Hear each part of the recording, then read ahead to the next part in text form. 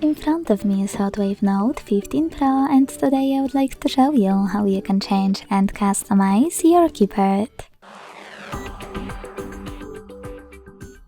Begin by opening your keyboard and clicking on this icon of a color palette at the top of it. Then select one of those themes. Tap on a perfect one. Manage key borders thanks to this switcher and hit apply. If you wish to customize it instead, go back to the same settings.